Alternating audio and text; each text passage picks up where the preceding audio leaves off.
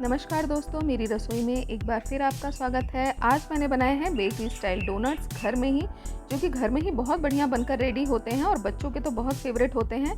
तो अगर उनकी बर्थडे पार्टी है और घर में बच्चों को ऐसे ही डोनट्स खाने हैं तो आप इसको फटाफट से घर में बनाकर रेडी कर सकते हैं।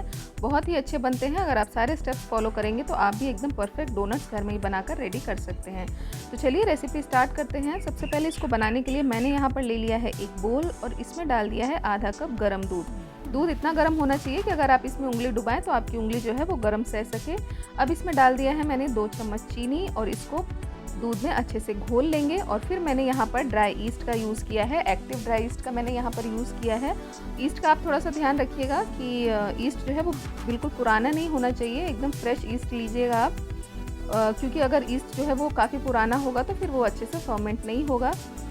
तो इसका थोड़ा सा ध्यान रखिएगा। अब यहाँ पर मैंने आधा चम्मच ईस्ट जो है वो दूध में घोल के रख दिया है। 10 मिनट के लिए उसको साइड में रख देंगे। अब हम लोग ले लेंगे यहाँ पर करीब मैंने यहाँ पर 200 ग्राम मैदे का यूज़ किया है। तो मैदा ले लेंगे और उसमें डाल दिया है 2 टेबलस्पून ऑयल।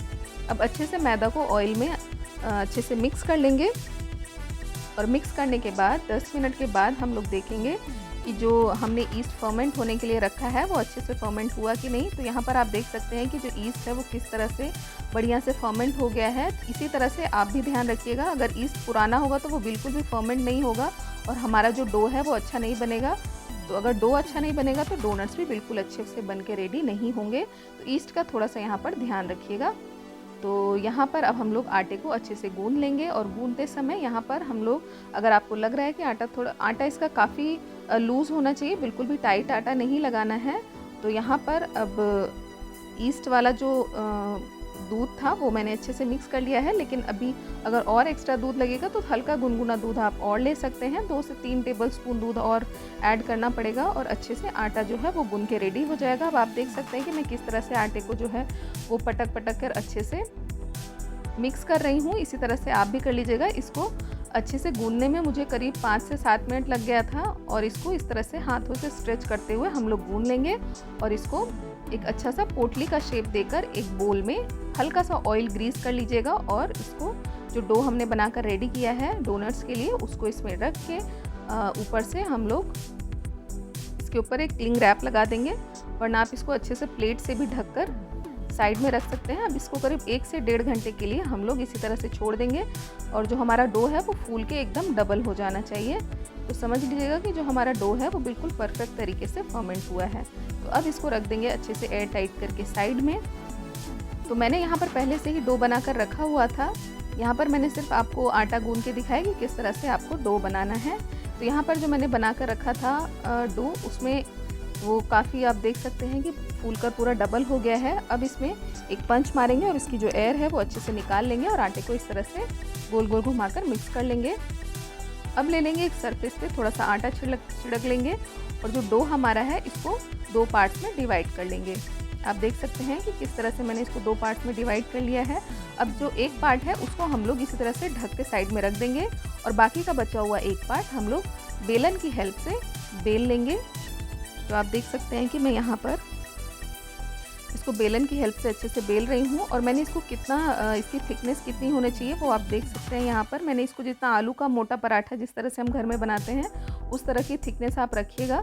अब यहाँ पर मैंने ले ली है एक कटोरी। आप किसी भी तरह की ग्लास या कटोरी जिस शेप में भी आप बनाना चाहते हैं डोनट्स को, छोटा या बड़ा, वैसी शेप में बना सकते हैं। और यहाँ पर मैंने एक नोज़ल ले लिया है, उससे मैंने बीच में भी इसमें होल कर लिया है और इसको डोनट का शेप दे दिया है। इसी तरह से सारे डोनट्स हम लोग कट कर लेंगे कटोरी या फिर ग्लास की हेल्प से और नोज़ल से बीच में भी अच्छे से होल बना लेंगे और इसको डोनट का शेप दे देंगे।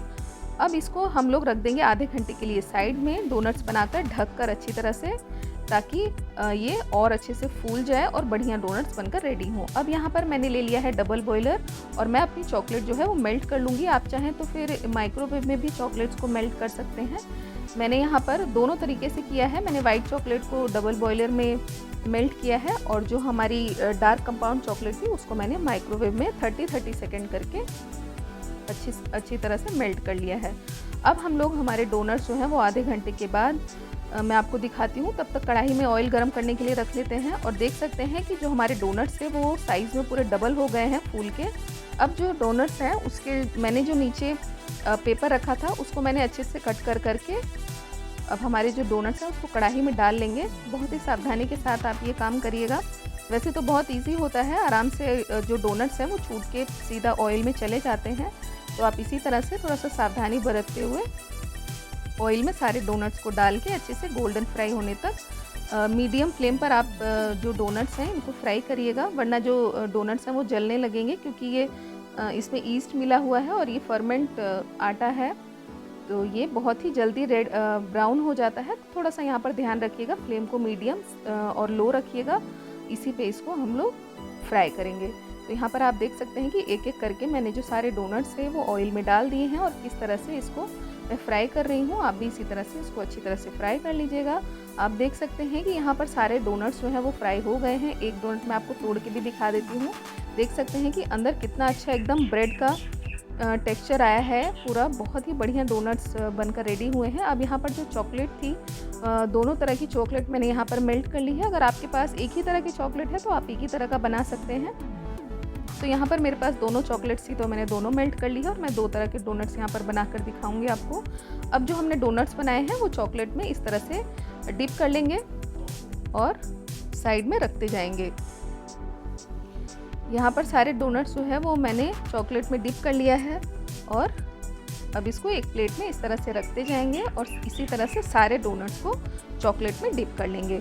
अब यहाँ पर मैंने जो वाइट चॉकलेट थी इसको पाइपिंग बैग में भर लिया है और जो ब्राउन वाले डोनट है उसके ऊपर इस तरह से डालते हुए हम लोग एक डिज़ाइन बना लेंगे। आप लोगों ने बेकरी में देखा होगा कि इस तरह का डिज़ाइन बनता है।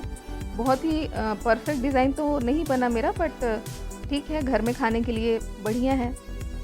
और बाकी मेरे पास यहाँ पर थी थोड़े से वाइट चोको चिप और थोड़े से चॉकलेट चोको चिप था मेरे पास यहाँ पर। अब मैंने ये भी इसके ऊपर डाल के अच्छी तरह से डेकोरेट